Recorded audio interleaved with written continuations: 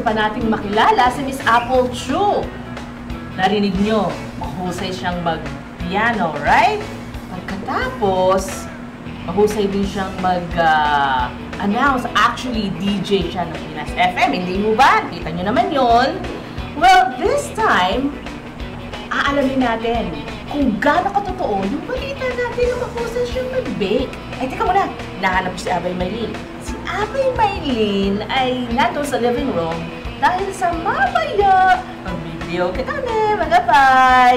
Kaya abangan ko lang si Miss Apple Chu, mga bay. Masarap to eh. Alam niyo ba, kanina ko pa tinitignan to at talagang gusto ko malaman ko. Ito na siya. Hi! Hello!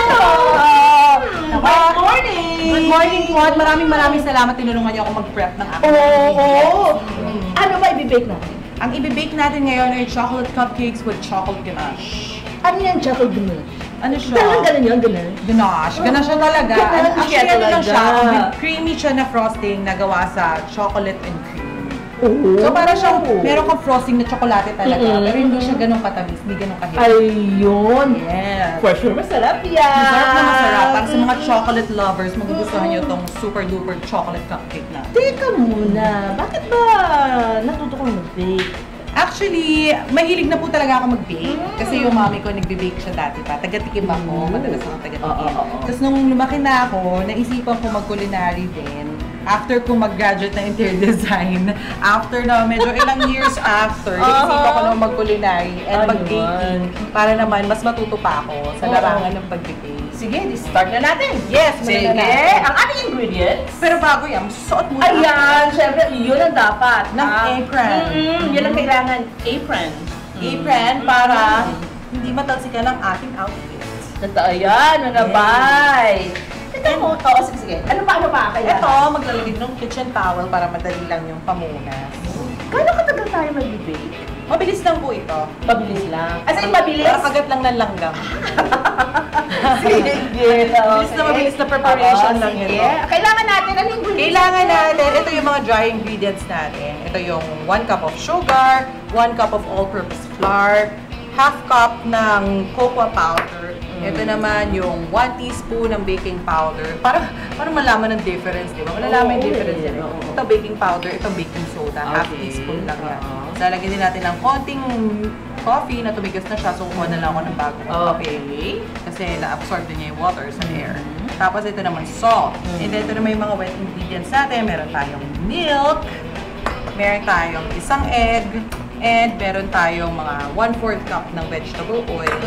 And a teaspoon of vanilla. Sa baking, tama ba yun ba na kailangan saktong-sakto? Yes, kailangan saktong-sakto talaga. Kasi yung iba, kapag kinulang siya, hindi tulad doon sa hot kitchen, pwede mo tansyahin, dagdagan ng asin, dagdagan ng ganyan. Kasi bawat ingredient, may kanya-kanyang purpose yan. So, kumbaga, pag kinulang ka na isang ingredient, pwedeng hindi umalsa yung cake mo. Pwedeng mag-flatten yung cake nyo.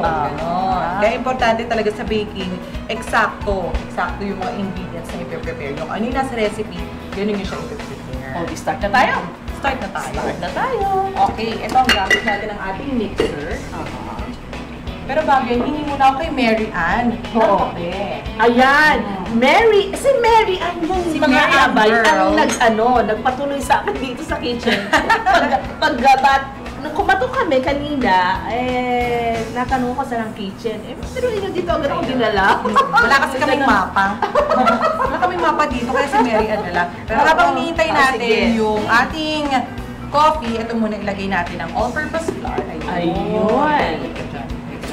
Gamitin natin ng sifter. Kasi kailangan syempre, pag inilagay natin, pinaghalo-halo natin yung mga dry ingredients natin. Sifted siya. Kasi kung nagkataon, kunyari, yung mga baking powder at baking soda, pag may buo-buo dyan, makikita niyo yung cake nyo. After nyo i-bake, parang may malaking bowl. Ganun pala yun. Yun yung hindi na sift na part. Gaya ito, baking soda. Ayan, meron siyang mga buo-buo. Ayan. Pag hindi siya na-sift at nag-bake siya na ganyan siyang may buo, after niya ma-bake, since yan yung pampaalsa, yun yung parang bubbles So pag pumutok siya, malaki rin siya. May butas ang inyong cake. Ayun! Para even na even. So ito, ilagay na natin. Sa sifter natin, ito yung flour. Ito yung cocoa powder. Ay, ano nga palang unang-unang binake mo?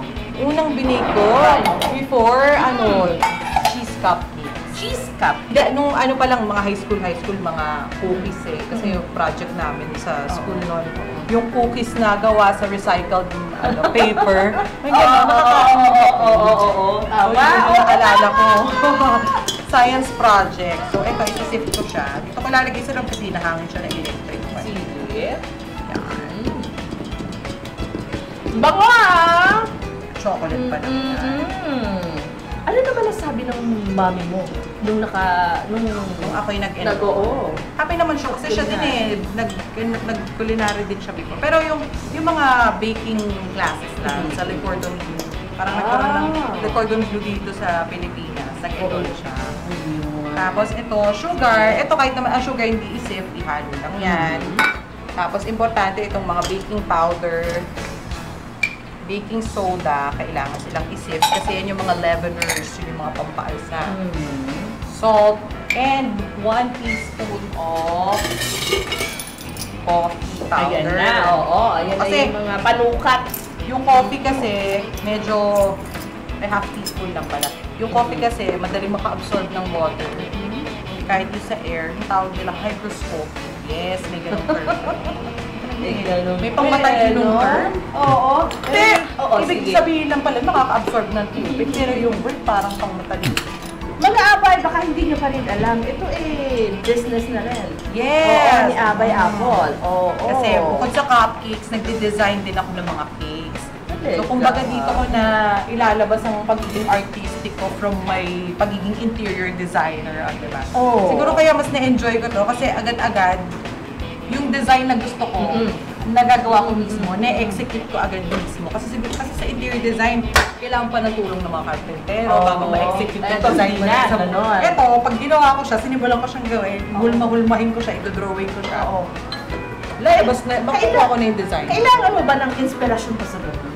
Makakakuha ka ng inspiration. Siguro yung usually kasi nagpapagawa sa akin, nagbibigay sila ng mga pegs nila. Oo. So meron na silang idea ng gusto nilang. Ayun. Tapos from there, doon ko na i-base yung design na gagawin ko. At saka depende rin siguro sa gusto pang idagdag ng client na kunyari sa personality niya na mahilig siya sa music or something. Bibigay siya na peg ng cake, tapos dadagdagan natin ng mga elements na may music. Kanino ka naman nagmana na maganda ang boses? Ay, siguro po nasa ano po siya. Medyo lola ko pa po si lola ko, mahilig na rin sa pagkanta. Naging announcer din siya sa radio daw nung panahon na. Talaga. Tapos kumakanta siya. Nakalimutan ko yung pangalan nung kasama niya. Parang mystery man ba yun? Mystery guy ba yun? Basta may ganun sila na kumakanta din sa radio. Ayun. Eto, minix ko lang yung mga dry ingredients natin. Para lang Pero paano malalaman na okay na yan? Ito na, wala namang time tong dry ingredients, yung pag-mix natin ng dry ingredients. Kasi gusto lang natin masigurado na na-combine lang. Yun. Na-mix talaga. Yes. Kumbaga. Pero mamaya naman kasi, i-mix pa natin to kasama yung mga wet ingredients naman. So ito, ilalagay na natin yung milk. Milk? Ilalagay na natin yung egg. Maliban sa'yo na talagang sabihin natin artistic, sa kapatid mong dalawa, sino pa sa kanila? Actually, parehas ng both yung brothers ko. Mga artistic din. Mga artist din. Kasi yung kuya ko, graduate naman siya ng architecture. Tapos ngayon, professor din siya sa UST. Tapos yung bunsong kapatid ko naman, graduate naman siya ng multimedia arts. So, gumagawa ng mga websites. So, art-related din talaga yung mga course nila. What do you usually do pagka nandun magkakasama kayo? Ano po, nagka-gadgets. Nagka-gadgets talaga. Ganon? Hindi kayo nag-uusap, hindi na kayo nagkakanta. Anong bonding nyo? Nag-videoke din kami. Kasi yung kuya ko medyo kumakanta din siya. Kaya lang pag mga ganito, hindi siya kumakanta. Nahihiya ko siya. Talaga? Anyway, may i-check lang ako habang minilix lang natin to. Okay. Kasi kanina sinimulan ko na yung ganache. Sinimulan ko na yung ganache kanina. Itong ganache kasi, ang halo nito is dark chocolate and whipping cream. So, ang ginawa ko is, binoil ko yung whipping cream and then, pinor ko lang dun sa mga chocolates. Hindi ka tumatakot. Ay, medyo kailangan pong control ng konti. Kasi sasarap kaya niyan. Di ba, mga abay? Very Super tempting. sarap. Nako, talaga naman. Oo. Super sarap at super taas ng calories. Sa totoo lang. Kasi sweets. So, ang ginawa ko lang po dito, after i-boil, pinor dito, tapos imimix nyo lang siya hanggang sa magiging chocolate siya. Kaya lang melted siya kasi mainit. So, kailangan mo siyang palamigin. Kaya ginawa ko, nilagay ko muna siya sa freezer para unti-unti na siyang mag-form. Bumubuo na siya. Kasi lumamig na siya eh. Happy person ba si Apple True? Hindi naman! Hindi masyado. Kailan ka? Kailan yung moments na sabihin na natin na medyo, kahit walang nangyari, parang malungkot o may ganun bang pagkakataon sa'yo? Na lumulungkot ako. Oo. Meron din naman po, siguro. May mga dumarating naman po talaga siguro yung times na nalulungkot ka. Kunyari, namimiss mo yung family kasi weekends ako umuwi dito. Ay, oo. So, kasi, ako, namimiss ko yung aking parents. Kaya ito po, medyo lumamig na siya. Ibabalik ko lang sandali sa chiller. Chiller ko na lang kasi galing siyang freezer. So, magkakaroon ng water. It's a no-no sa chocolate. So, ilalagay ko lang sa chiller. Oh, sige. Papalagay na lang natin kay Mary. Ayan. Ayan, pakalagay sa chiller. Hindi na lang. Tatanong ko lang Ayan. kay Abay Apple, ano ba ang, sabihin na natin, meron ka bang hindi malilimutan na pagkakataon nung ikaw ay unang-unang mag-DJ? Hindi makaka... Yes! Siguro yung mga celebrity guests na dumarating, nakaka-starstruck lang. Yun lang. Kasi ako... Pero ang dami na nila kasi. Oo. Gusto ko man, hindi ko naman malilimutan kasi yung mga celebrity guests. Kaya lang, isa-isahin natin kung hindi matapos ng episode ng bahay.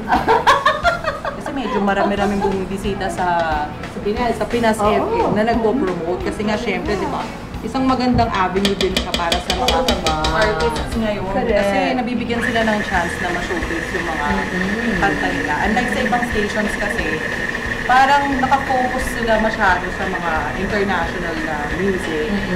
Hindi nila masyadong na-showcase yung mga OPM talents na ang dami-dami. Talaga. So, nag-enjoy ka? Yes, Pag sobrang DJ. nag-enjoy. Oo. Kasi bilang artist din, syempre, parang dito, nakaka-relate din ako sa kanila, yung mga struggles ng mga artist, di ba, bilang mga singers. Ngayon, mas, kumbaga, natutuwa ako kasi nakakatulong din ako sa kanila para mai-promote nila yung music nila. Na before, ang hirap-hirap gawin. Pero sa tulong ng Pinas FM ngayon, nagiging madali na. Pinas Pinas FM. Mga abay, mamaya makikita na natin yung pag-bake ni Abay Apple at syempre, natin yung kanyang bini. Yes. Babalik agad na tayong bahay, dyan na kayo. Yeah.